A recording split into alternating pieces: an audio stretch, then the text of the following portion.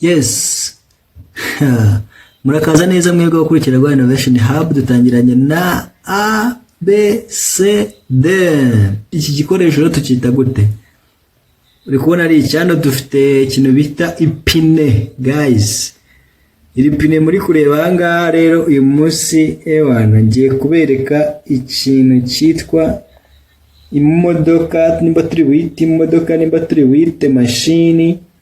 Nyuma yo kukwereka ipine ahangaha riteretse ahangaha, ese ushobora kuvumbura ko ari iki uyu munsi Innovation Hub iri bukwereke? Mu by'ukuri tugiye kugendana gake gake, hanyuma kuri buri PS uze kumbwira biraza kurangira iyi projet ari iyihe noneho Rwanda Innovation Hub yatuzaniye. Reba actually bakomeza karaba kuri part na design yayo. Hano uri kubona ko duhimutse kuri indi pine. Iri pine ry'inyuma A1 urabona ko ryo ritandukanye cyane na rya rindi twari tubonye hano imbere. Ahangaha dore ni imbere kuri rya pine, ariko hano naberetse n'irindi ritoya. Iri pine ritoya like this ushobora kurifungiraho cyangwa ukarifunguriraho. Uri kubona ndabona hari ya lock. Nangiye kubibabwira kandi ngira ngo tugendane step by step. Reka tuzamuke gake maze mbere cyangwa maze mbere igice cyo hasi cyose, then ukomeje hano uri kubona this is another. Iri ni irindi pine ahangaha. Iri pine rindi naryo rero riraza rigahura n'iry'imbere gutya like this. Hanyuma tukazamuka tukaza no kuri indi pine ry'inyuma muri ubu buryo. Waribonye ngo waribonye. Tukazamuka ndi kubona amasinga cyangwa insinga, ukazamuka urabona ko tutaramenya ngo ni ibiki. Ndimo ndabatembereza iyi mashini kugira ngo turebe, tuze kurebera hamwe ese ni iki umunsi noneho mbafitiye ikintu cyiza gikomeye kandi twese turi dore moteri. Iyi ni moteri, ndabona ahangaha hariho chaine, tukaza tukabona insinga, then tugakomeza dore ngizi switch, hanyuma tugakomeza tukazana hano inyuma tukareba ese muri kubona mwiki. Ndi kubonamo control, iki kintu ndi kubona na Arduino. Reka twegerezemo neza kamera turebe. Ndi kubona ko harimo ya board yacu abayizi muyirebye neza. Ndabonamo Arduino, nkaza kuri no device yanjye, nkongera nkabereka iki receiver, nkongera nkinjiramo hariya habereka iki insinga na connection. Katubereke ahandi munsi ndi kubonamo ahantu hajyamo battery. Yes, dore ngaha urabona ko nta mabuye arimo. Then reka turebere hamwe ese noneho uyu munsi tugiye kubereka iki guys. Aha, reka mbereka kandi kantu hano ifite aka box kandi kaza ikindi gice cy'ingenzi ifite ni puri like this. Hanyuma tuyirebeye hamwe iraza kuba ari iki. Everyone here, this is a project. Iyi ni ya projet yacu twaberekaga, projet nziza cyane. Ndi kubona igifite amapine twahoze tureba.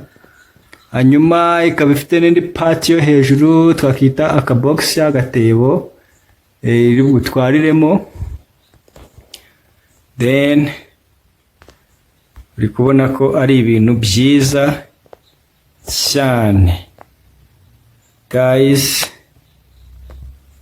Iyi ni projet yacu imeze neza cyane. Then ese iyi projet mushaka kwibaza ko ikora iki cyangwa se ikoreshwa hehe? Uyu ni umushinga w'imashini yitwa forklift, inafatanye n'icyo twita, bumva ifite ibice bibiri, iraterura yarangiza ikanazamura ibintu ikanabidepoza mu buryo busanzwe. Ushaka kwibaza ngo iyi projet yacu ubundi yitwa Smart Electrolifter Forklift Machine. Hanyuma urumva ikoreshwa mu buryo bubiri. Hano ushobora kuza ugakuraho kano ka box kawe, ngaka bivuze ngo umuntu agiye gukora maintenance hejuru araza akajyamo, ubundi imashini yacu ikamuzamura. Ubwo mu gihe tugiye guterura nk'ikarito cyangwa tugiye guterura ikindi kintu like this, uraza ugakuramo ya box. Nimba ari nk'ikarito ije guterura, ni ukuvuga ngo ikaza ikayikura aho igiye kuyikura, ubundi ikayiterura ikayizamukana neza. Rero ibikora ibintu bibiri. Icyambere nuko zino forks ziraza zikinjira mu kintu zigiye guterura, wenda nimba ari nk'ino box, hanyuma amara kwinjiramo ikahita izamuza ano menyo cyangwa ano mafork, ubundi ikazamuka. Urabona ko dufitemo ya puri yacu. Iyi puri rero niyo idufasha kuzamura bya bintu byacu. Ese ushobora kumbaza ngo ibi bintu birakora, iyi mashini irakora neza kandi igatanga umusaruro? Guys, ibi ni ibintu twikoreye muri Rwanda Innovation Hub, tubikora neza kandi tugira ngo tuzayibagezeho nk'umushinga dushobora gukorera mu gihugu cyacu nawo kagenda neza. Rero nta kundi kuntu byoroshye, gusa iyi mashini yacu ngo twahoze tubireba hariya ikeneramo batiri. Izi batiri rero nta zindi dukoresha zino batiri tumenyereye nk'amabuye, ngira ngo ku isoko ziraboneka kuko ari prototype twakoze, ariko ishobora guterura ibiro 5, bivuze ngo dushaka no gukora indi mashini nini ishobora guterura ibiro byinshi. Ni kwanga iyo prototype yemeye, ibindi byose biba byarangiye. Aya mabuye rero tugiye kuyashyiramo hariya munsi. Nitumara kuyashyiramo, hanyuma iragenda ikazamura igaterura cya kintu ushaka guterura, ikongera ikagira gute, ikakijyana, ikajya imbere, igasubira inyuma, igakata. Byose turaje tubibereke guys. Kanda subscribe aho hasi, dukomezanye n'izindi video nyinshi zacu. Ngira ngo munarebye ku zindi twakoze harimo ibintu byinshi turi gukora ku maproje atandukanye, yaba ayo mu ishuri, yaba ayo hanze. Iyi mashini rwose ushobora kuyikorera modo then ukayikora ukayishyira ku isoko, then nawe ukazamubaherwe nk'abandi bose. Urabona ko rero ngiye kwereka ikindi gikoresho cy'ingenzi tuza gukeneraho kugira ngo ikore. Ntabwo iyi mashini tuyisunika. Iyi mashini rero kuko tutayisunika ikoresha iki? Ikoresha zino battery mu gusuplyinga. Then ubundi ikindi impamvu twahise smart ni ukubera yuko ntabwo twirirwa tuyisunika, igira remote yayo, niyo tuyita RF remote. Iyi remote rero niyo nkanda ahangaha kuri A ikagira gute, ikagenda imbere, nakanda kuri C igasubira inyuma, nakanda kuri B ikaterura, nakanda kuri D ikamanura. Ibyo bintu rero ibikora ari uko ifite umuriro. Reka tugende dushyiramo batiri, hanyuma tubone kuza dukora tuyicana mu buryo bwose namwe mubireba. Uraza ugafata amabuye yawe neza, ukagenda ukayashyiramo witonze kugira ngo utaza guteza short circuit. Yesu, uraza ugashyiramo ya mabuye yawe witonze, ukareba negative ni iyihe. Dore nko kuri iyi ngiyi ni gutya like this. Ukaza ugashyiramo ibiri rya kabiri, naryo ukarishyiramo witonze negative, ukarifungamo rikageramo neza, ukazana n'irindi ahangaho ukongera ugashyira kuri positive na negative. Actually ukarishyiramo neza. Ugomba gushyiramo ya battery yawe neza cyane witonze kugira ngo utagira ibyo wangiza. Aza ugafungamo rya buye ryawe fresh cyangwa neza.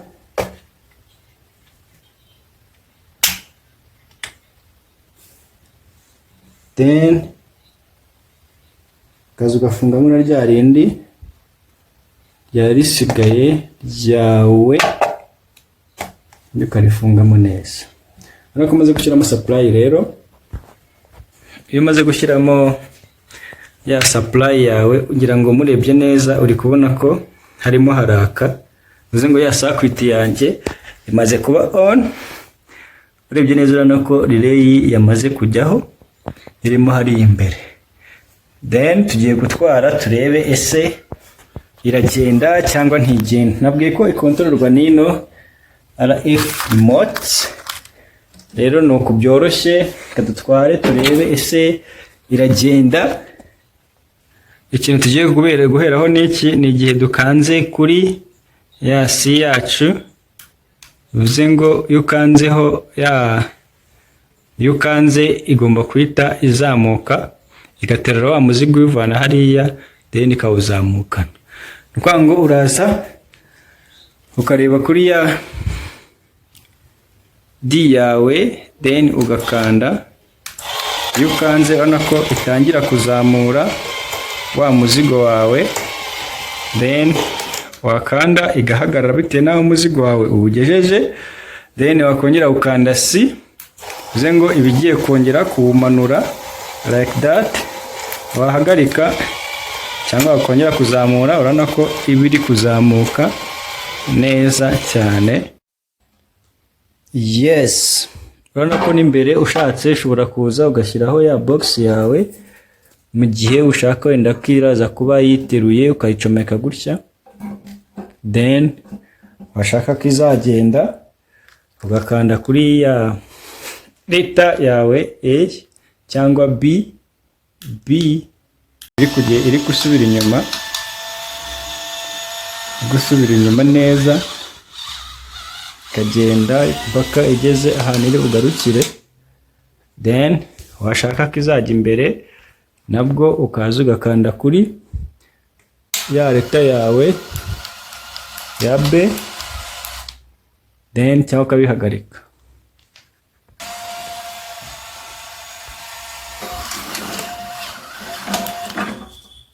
Nabonye ko iguruka.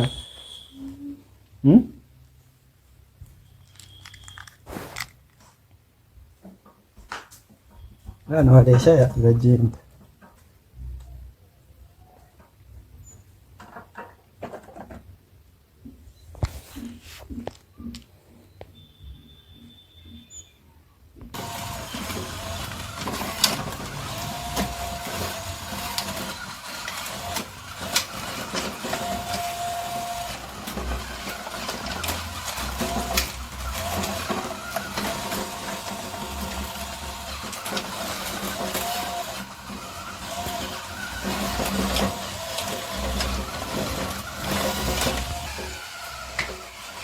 Bluetooth device is connected successfully.